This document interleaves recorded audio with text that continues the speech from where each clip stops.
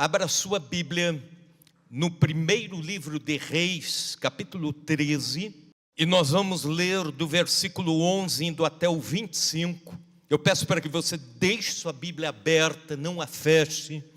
Eu peço para que você preste muita atenção logo no início dessa pregação, porque nós vamos precisar entender um relato inteiro para entender algumas lições que precisamos tirar hoje à noite para as nossas vidas. Mas aí depende de você. Não se distraia com nada. Não se distraia com nenhum movimento. Não se mova nesses próximos minutos, para que sua mente fique cativa a esta narrativa da palavra de Deus. Do versículo 11, indo até o 25. Morava em Betel um profeta velho. Vieram seus filhos e lhe contaram tudo que o homem de Deus fizera aquele dia em Betel. As palavras que dissera o rei, contaram-nas a seu pai. Perguntou-lhes o pai: por que caminho se foi? Mostraram seus filhos o caminho por onde fora o homem de Deus que viera de Judá. Então disse a seus filhos: albardai-me um jumento. Albardaram-lhe o jumento e ele o montou. E foi após o homem de Deus e, achando-o sentado debaixo de um carvalho, lhe disse: és tu o homem de Deus que vieste de Judá? Ele respondeu: eu mesmo. Então lhe disse: vem comigo à casa e come pão. Porém ele disse: não posso voltar contigo. Não entrarei contigo, não comerei pão, não beberei água contigo neste lugar. Porque me foi dada a palavra do Senhor: ali não comerás pão, nem beberás água, nem voltarás pelo caminho porque foste. Tornou-lhe ele: também eu sou profeta como tu, e um anjo me falou por ordem do Senhor, dizendo: faze-o voltar contigo à tua casa, para que coma pão e beba água. Porém mentiu-lhe. Então voltou ele, comeu pão em casa e bebeu água. Estando eles à mesa, veio a palavra do Senhor ao profeta que o tinha feito voltar. E clamou ao homem de Deus que viera de Judá, dizendo: assim diz o Senhor, porquanto foste rebelde à palavra do Senhor e não guardaste o mandamento que o Senhor teu Deus te dera, antes voltaste e comeste pão e bebeste água no lugar de que eu te dissera, do lugar que te dissera, não comerás pão, nem beberás água, o teu cadáver não entrará na sepultura dos teus pais. Depois de o profeta a quem fizera voltar, havia comido pão e bebido água, albardou para ele o jumento. Foi-se, pois, e um leão o encontrou no caminho e o matou. E o seu cadáver estava atirado no caminho, e o jumento e o leão parados junto ao cadáver. Eis que os homens passaram e viram o corpo lançado no caminho, como também o leão parado junto ao corpo, e vieram e o disseram na cidade, onde o profeta velho habitava. Para que você entenda o contexto, e aí iremos nos aproximar deste texto. O primeiro rei sobre Israel foi Saul, sobre as 12 tribos de Israel. Mas Saul fez o que não agradou a Deus. Então não houve monarquia a partir de Saul. E quem é levantado por Deus para ser o segundo rei é Davi. Quando Davi envelhece, nos últimos tempos de vida, Salomão assume o trono, seu filho. E Salomão foi conhecido como um rei muito sábio, mas também perdulário, isto é, gastador. Muito rico, mas também excessivamente visionário. Ele construiu o seu palácio, ele construiu o templo, ele reformou as principais cidades do reino, ele montou um exército exímio, treinado. Mas você sabe que quando isso acontece numa nação, não é o rei que está pagando, é o povo com seus impostos. Então, os impostos para manter o grande império de Salomão foram aumentando. E quando Salomão chega ao fim da sua vida, quem começa a reinar no seu lugar é seu filho Roboão. E Roboão é um homem jovem ainda. Pelo jeito das escrituras nos apontar, ele era um desses moços atirados assim. E ele vai ouvir conselhos com os velhos de Israel sobre como deve agir. E eles dizem: o reinado de Salomão foi bom, não foi ruim. Só que, Roboão, você precisa diminuir os impostos de sobre a nação. O povo não está aguentando a sobrecarga de impostos. Diminui. Mas ele não ficou contente. Aí ele reuniu os amigos jovens e foi ouvi-los. E os jovens irresponsáveis disseram: Roboão, se teu pai castigou o povo com açoites, castiga com escorpiões, aumenta os impostos e faz mais do que o seu pai fez. Torna-se famoso e reconhecido no mundo inteiro, muito mais do que seu pai. Ao invés de ouvir os velhos, ele ouviu os moços e aumentou os impostos sobre Israel. E todos já estavam sobrecarregados com a carga tributária. E de repente, com o novo rei, a carga tributária aumenta. E a nação, assim como também as tribos de Israel, não aguentaram a grande sobrecarga de impostos. E o irmão de Roboão, chamado Jeroboão, vai para o norte, para as tribos do norte. E ali ele começa o seu reinado com uma proposta tributária diferente. E aí então, 10 tribos do norte ficam com Jeroboão e 2 tribos do sul continuam com Roboão. Aí então passa a ter o reino norte e o reino sul. Quando você lê na Bíblia Sagrada, Velho Testamento, reino de Israel e reino de Judá, você fica pensando, mas não é um reino só? Não. Assim como existe Vietnã do Norte e Vietnã do Sul, assim como existe Coreia do Norte e Coreia do Sul, uma só etnia, uma só cultura, mas com uma divisão de pátria, uma divisão de nação. Assim surge Israel, reino norte, e Judá, junto com Benjamim, reino sul. Então, quando surge essa divisão, não é por causa de uma guerra civil, é por causa de tributação de impostos. O reino se divide em 2 partes. Acontece que o Jeroboão do reino norte também era alguém voltado a brigas, encrencas, facções, etc. E aí ele disse: nós não vamos permitir que as pessoas do reino norte atravessem a fronteira para, nas festas religiosas, irem a Jerusalém. E não era tão longe, era atravessar uma fronteira e estaria Jerusalém perto da fronteira, no norte do reino sul. Então não seria uma viagem tão longa, mas ele diz: fecha-se as fronteiras, porque nós faremos as nossas festas aqui, nós faremos o nosso templo aqui, nós faremos a nossa vida religiosa aqui no Reino Norte, nós teremos os nossos sacerdotes aqui, e vocês não precisam ir mais para o sul.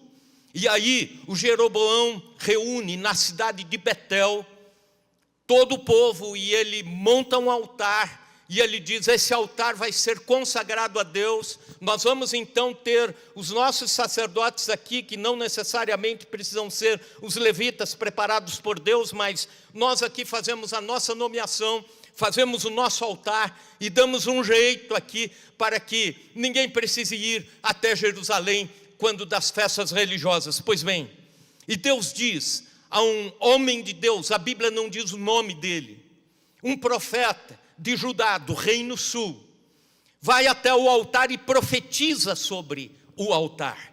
E assim acontece. Esse moço, dirigido por Deus, vai até Betel no dia em que se ofereceriam sacrifícios no altar de Betel, no altar do Reino Norte, um altar ilegítimo, não levantado por Deus. E Deus disse a esse moço: você vai, não pare em nenhum lugar, não beba, não coma, e na volta venha por outro lugar. Vá por um caminho, volte por outro. Faça a sua missão e volte sem comer, sem beber, e vá por um caminho, volte por outro. A ordem de Deus era essa. E esse rapaz chega, você pode imaginar a cena, o altar preparado, o rei Jeroboão ali muito próximo, os sacerdotes preparados para o culto, a nação, o reino norte reunido ali, os príncipes das 10 tribos do norte estão ali, os principais representantes tribais estão ali para um culto solene. E quando o culto vai começar, chega este jovem e profetiza contra o altar, dizendo, capítulo 13, versículo 2, clamou o profeta contra o altar, por ordem do Senhor, e disse: altar, altar, assim diz o Senhor, eis que um filho nascerá à casa de Davi, cujo nome será Josias, o qual sacrificará sobre ti os sacerdotes dos altos que queimam sobre ti incenso, e ossos humanos se queimarão sobre ti. E enquanto ele profetizava, o rei, tomado de ira, tomado de raiva, daquela interrupção, estendeu a mão contra aquele moço, dizendo: prendam-no.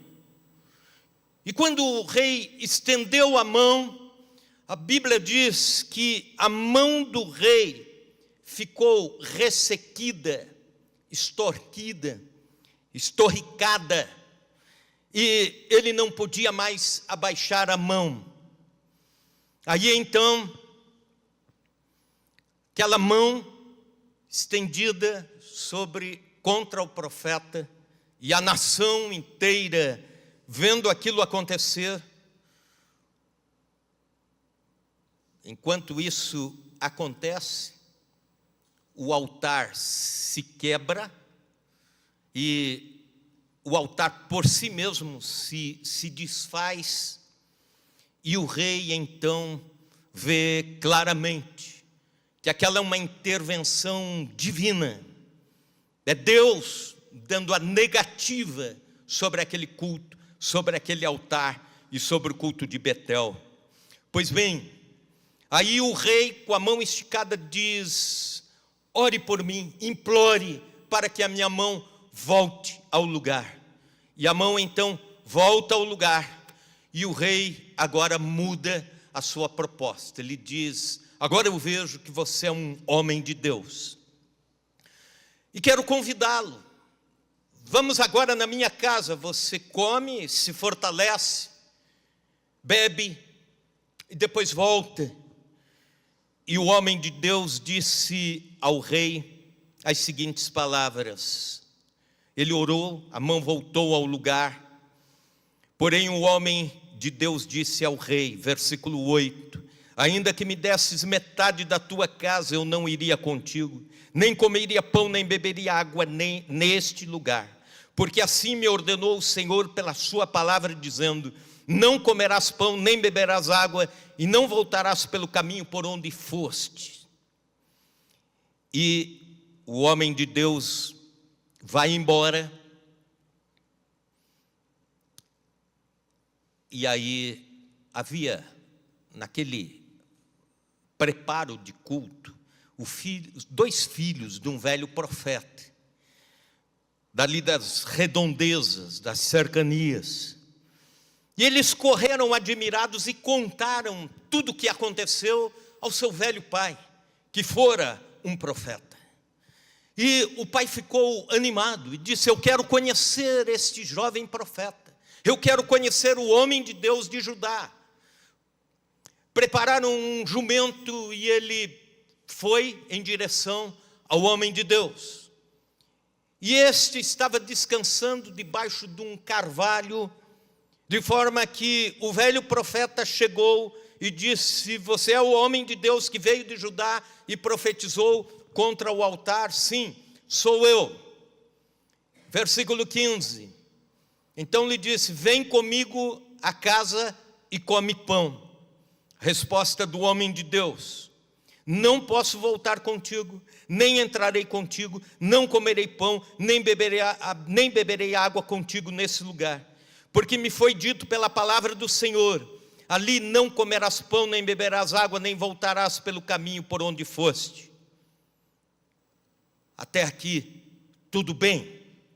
Mas aí o velho profeta diz, versículo 18: tornou-lhe ele: também eu sou profeta como tu. E um anjo me falou por ordem do Senhor, dizendo: faze-o voltar contigo à tua casa, para que coma pão e beba água. Porém, mentiu-lhe. Versículo 19: então voltou ele e comeu pão em casa e bebeu água. Ele cede ao convite, aceita o convite do velho profeta, em contrariedade à ordem que Deus havia lhe dado. E quando estavam os dois assentados, comendo na casa do velho profeta, aí realmente veio a palavra de Deus, de fato, ao velho profeta. E ele disse: porquanto fostes desobediente, rebelde, à voz do Senhor, que te ordenou, não pare, não coma, não beba, e volte por outro caminho pelo qual veio, você não será sepultado no túmulo dos seus pais. Em outras palavras, não terá honras daqui para frente, nem na sua morte. E assim aconteceu. O jovem termina o lanche, prepara o jumento e vai embora. Depois vem um aviso para a cidade onde o velho profeta morava: um leão matou o jovem profeta, o homem de Deus de Judá. Não despedaçou o jumento, apenas matou o jovem. E aí o velho profeta pega o seu jumento, vai até o local e lá está o jumento intacto, o leão, o homem morto, mas não despedaçado. E o velho profeta, quem sabe com arrependimento, com remorso de ter participado daquele convencimento, coloca o moço no seu jumento, leva, sepulta na sua sepultura familiar e ainda deixa para os filhos o seguinte recado: quando eu morrer, sepultem-me junto com este moço. Pois bem, essa história nos traz algumas advertências para hoje, tempo de agora, século 21, todos nós aqui reunidos. A primeira advertência é: cuidado, quanto maior a revelação de Deus, maior a responsabilidade. Olhando o desfecho da narrativa, eu tenho a impressão, num primeiro momento, que Deus foi injusto com esse moço. Você não tem essa impressão? Ele descumpre um dos quesitos, um pequeno mandamento que fazia parte, quem sabe, de um momento apenas de rito, e ele perde a sua vida tragicamente. Já pensou se todas as pessoas que interrompessem a sua missão de ir ou voltar para parar e tomar um cafezinho em algum lugar, morressem despedaçados por leões? Eu creio que nós não teríamos muita gente viva aqui hoje. Mas imagine se pessoas que Deus dissesse assim, ou que fossem daqui para o outro lado da cidade e voltassem pelo mesmo caminho, fossem mortas. Por vezes eu cheguei a pensar o seguinte: é uma pena muito severa para uma falta tão discreta. Pensei esses dias, a humanidade está num caos moral. Estamos à beira de um colapso. O planeta em convulsão. A sociedade partindo para um colapso moral e espiritual. E tudo isso só porque Adão e Eva comeram um fruto proibido de uma árvore. É uma pena desproporcional. É o que o direito civil chama de desproporcionalidade da pena. Você tem uma infração pequena e uma pena muito maior do que aquilo, um castigo muito severo para uma falta quase insignificante. Então, como explicar? A questão em voga não é a relação da gravidade do pecado e castigo, mas houve muita revelação de Deus a este jovem. Muita confiança da parte de Deus para um jovem profeta trabalhar com uma causa internacional, ser usado por Deus para levar julgamento a um outro local, a uma outra nação recém-formada. E o profeta ouvia a Deus, Deus lhe confiou a missão, portanto havia confiança. Da mesma forma como com Adão e Eva, eles apenas não desobedeceram um mandamento e por causa disso toda a desgraça. Mas Adão e Eva conversavam com Deus face a face, na virada de cada dia, tinham a presença de Deus no jardim. Então, tinham comunhão límpida, intensa com Deus, desfrutavam profunda intimidade com o Criador.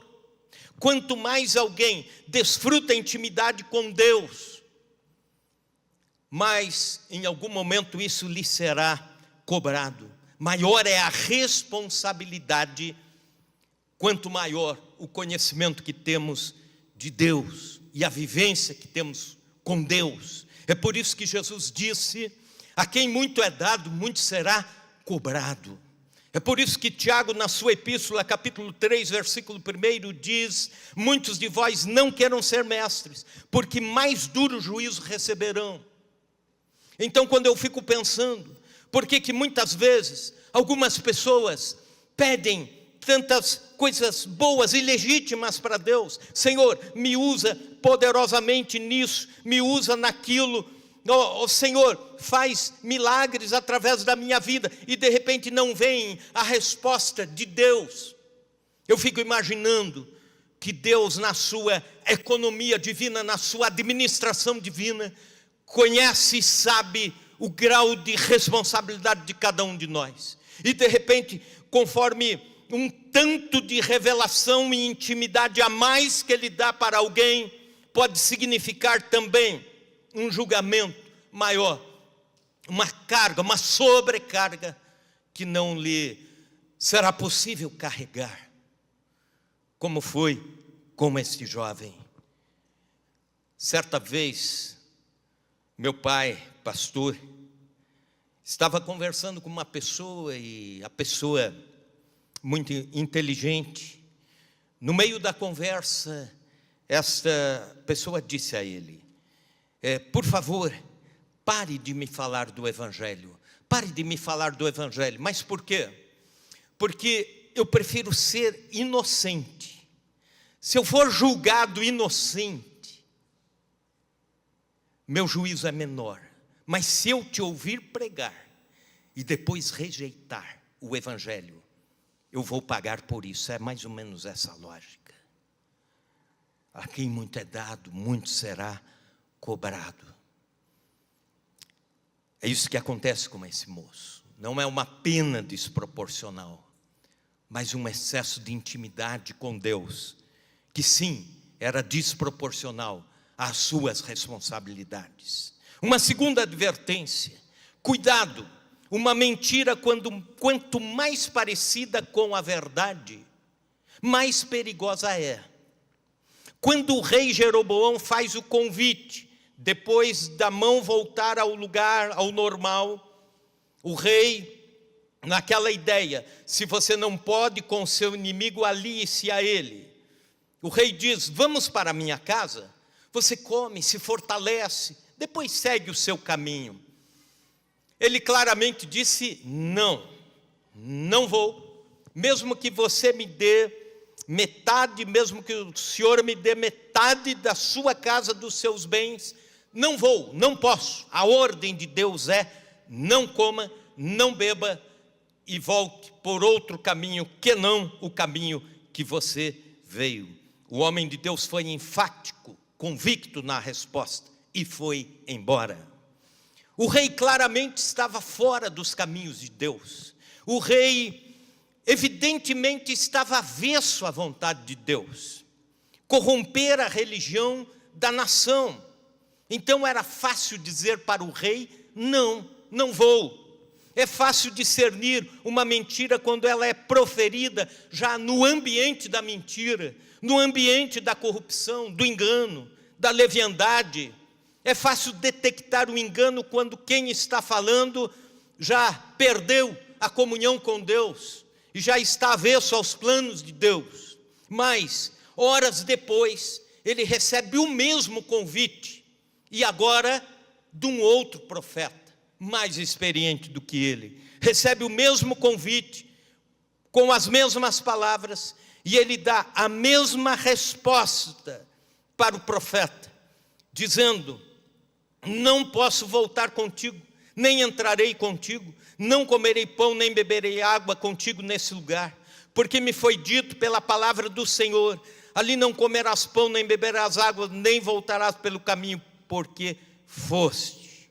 Mas aí, o primeiro convite ele rejeita, o segundo convite ele começa a dialogar e cede. Por que ele cedeu à mentira? Deus não tinha falado para o velho profeta. Por que ele foi enganado? Por causa de duas palavras aqui. Veja comigo o versículo 18. Tornou-lhe ele: também eu sou profeta. Agora já não é mais o rei Jeroboão, pecador, falando. É um cara que diz: eu sou profeta como tu. E um anjo, a outra palavra, e um anjo me falou por ordem do Senhor, dizendo: faze-o voltar contigo para a tua casa, para que coma pão e beba água. Porém, mentiu-lhe. Por que ele cede à mentira? Porque agora a mentira está muito parecida com a verdade. Está muito próximo das palavras, dos jogos de palavras que se usa quando alguém quer falar uma verdade profunda. Os lábios desse velho profeta já estavam acostumados com verdades profundas, perenes, assim como também os ouvidos do jovem profeta estavam acostumados com verdades de Deus. Afinal, é um profeta mais experiente do que eu, fala usando palavras introdutórias. Também eu sou profeta, e um anjo do Senhor, um anjo me falou em nome do Senhor. E aí ele cede à mentira e ele perde a sua vida a seguir. Por essa lógica, as testemunhas de Jeová são mais perigosas do que o candomblé. Você pergunta por quê? Porque usam Bíblias e termos bíblicos para tentar dizer que Jesus não é Deus, que não existe a Trindade.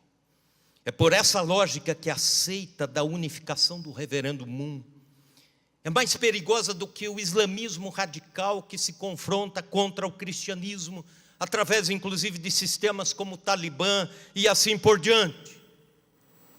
Porque quando você olha para um, você diz: isso aqui é lógico, é mentira. Isso aqui eu vou facilmente rebater e dizer não. Mas quando você olha para cá, você vê uma roupagem. Você vê um jogo de palavras, de raciocínios, que levam a crer que algo está parecido com a verdade, ou é a verdade. É por essa lógica que a teologia liberal, ou o pensamento teológico liberal, é mais danoso do que o ateísmo, pelo fato de que ele entre vai minando a vida da igreja. Então, descrê de Deus, e rapidamente você vai dizer não. E o outro tem as narrativas cristãs, e aí você é facilmente envolvido. Algumas mentiras permeiam o meio cristão, e às vezes as pessoas as têm como verdade. Cuidado, uma mentira quanto mais parecida com a verdade, mais perigosa ela é. Ela enreda, ela leva, ela é sutil. Por exemplo, existe uma frase, vox populi vox Dei, que quer dizer, voz do povo é a voz de Deus. Então, vai com a maioria, estando com a maioria você está com Deus. Acontece que foi a voz do povo que pediu para crucificarem Jesus e soltarem Barrabás. Nem sempre a voz do povo foi a expressão da voz de Deus. Ou então, outra mentira muito parecida com a verdade: todo caminho leva a Deus, basta ser sincero.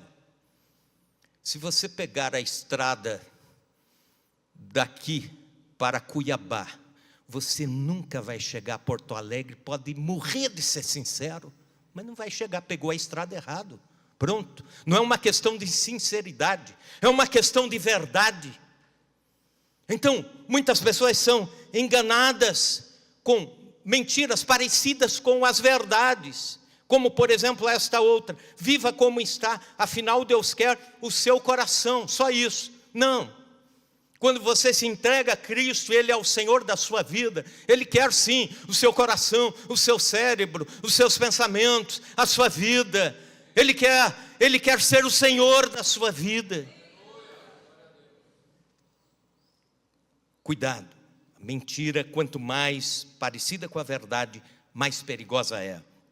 Terceira advertência: cuidado, as equações divinas não consideram a lei da compensação.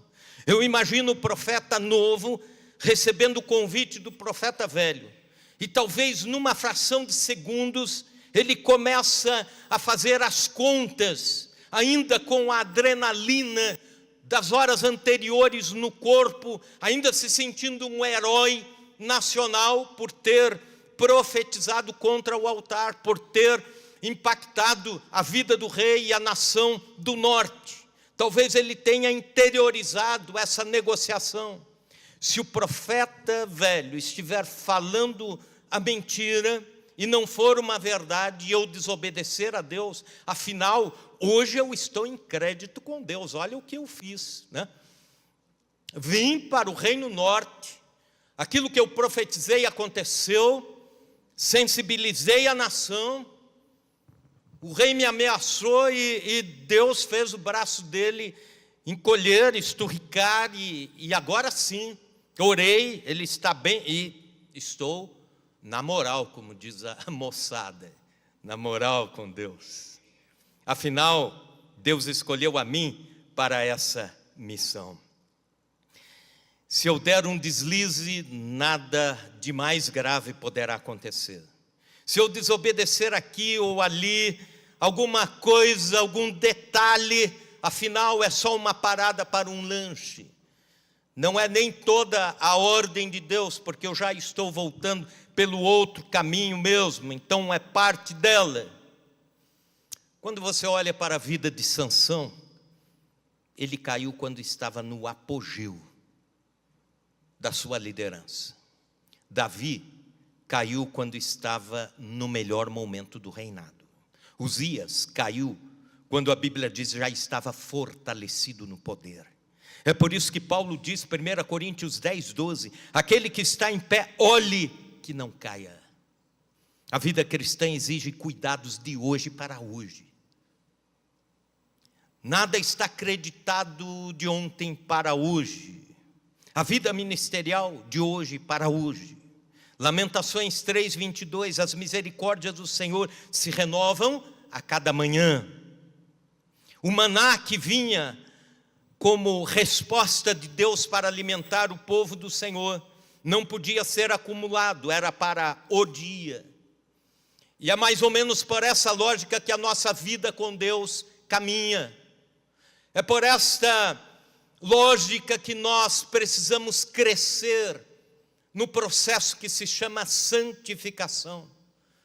É por essa lógica que nossos critérios de cuidado, obediência, devem ser cotidianos, dia após dia, semana após semana. Cuidado, não há um crédito. Terceira e quarta advertência, cuidado, o juízo que pronunciamos ao outro é válido para nós também. Pela manhã, esse homem de Deus emitiu uma sentença contra o culto do Reino Norte, contra o altar, contra os sacerdotes e contra o rei Jeroboão. Condenou a idolatria, mas ele mesmo foi condenado pela desobediência.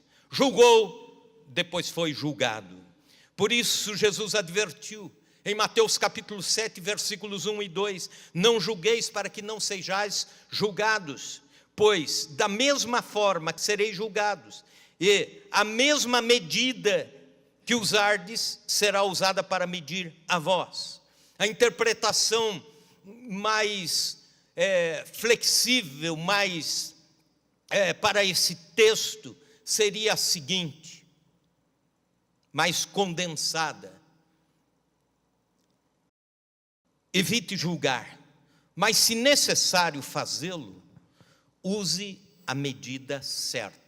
Seria um resumo do que Jesus está falando aqui. E a palavra medida no grego é metron. Era um instrumento de medir, um padrão, como seria um padrão, uma régua que se usa para cortar pano, tecido, na loja de tecidos, quando se estende aquela régua sobre a mesa, o metron. E Jesus está com isso dizendo a vários, por exemplo, tem gente que está sempre julgando a partir do metron da intolerância. E um dia será julgado dessa forma. Com o metron do legalismo, um dia será julgado dessa forma. Com o metron da severidade, o excesso de severidade, um dia será julgado dessa forma. E não é o fato até, nesse texto não existe até uma questão de dizer assim, um dia Deus vai te julgar, mas um dia será julgado, a ideia de que a própria vida pode julgar quem está julgando errado. De julgar conforme o padrão que se está usando. Então, se necessário for julgar, mas pela sensatez, com a medida da misericórdia, com a medida do amor cristão, com a medida da disciplina de quem sofre pelo pecado do outro. Observe que esse profeta novo profetizou, julgou, condenou, e o texto não diz nada absolutamente que alguma tristeza ele teve com relação ao Reino Norte. Ele não o fez com lágrimas nos olhos. Moisés, em certa ocasião, quando o povo de Deus estava em pecado, ele ora a Deus em tristeza, e ele diz, ora, este povo cometeu grande pecado, fazendo para si deuses de ouro. Agora, pois, perdoa o pecado deste teu livro. Moisés está tão triste com Deus, e a sua intercessão é essa: Deus, se o Senhor não conseguir perdoar o povo do Senhor, eu me coloco para pagar pelos pecados do povo, mas por favor, Senhor, os pecados do povo. Que grande líder foi Moisés. Antes mesmo de existir o conceito de graça, lá estava ele dizendo, Jeremias profetizava a catástrofe e o exílio, e chorava enquanto profetizava, chorava pela nação. Isaías pronunciou os ais contra todos os pecadores e os perversos, mas depois ele cai em lágrimas dizendo, ai de mim que sou pecador, ai de mim que vou perecendo. Ele olha o pecado alheio e depois ele olha o seu. Jesus profetizou sobre Jerusalém e o fez chorando de tristeza. Julgavam, mas usando o metrom da misericórdia, julgavam com lágrimas nos olhos. Quando falo sobre esse tema, lembro-me do escritor português de Castilho, que num dos versos diz: quando tentado a julgar, feito um severo juiz, devo lembrar que da vida sou apenas mero aprendiz.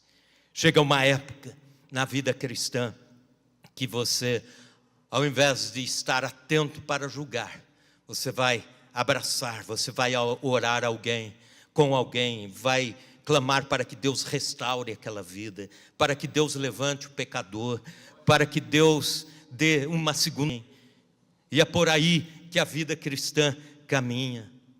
Um dia o homem de Deus vai do apogeu do ministério a uma morte trágica, mas nos deixa essas 4 advertências. Primeira, quanto maior a revelação, maior a responsabilidade. Cuidado, uma mentira, quanto mais parecida com a verdade, mais perigosa é. Cuidado, as equações divinas não consideram a lei da compensação. E por último, o juízo que pronunciamos ao outro é válido para nós também.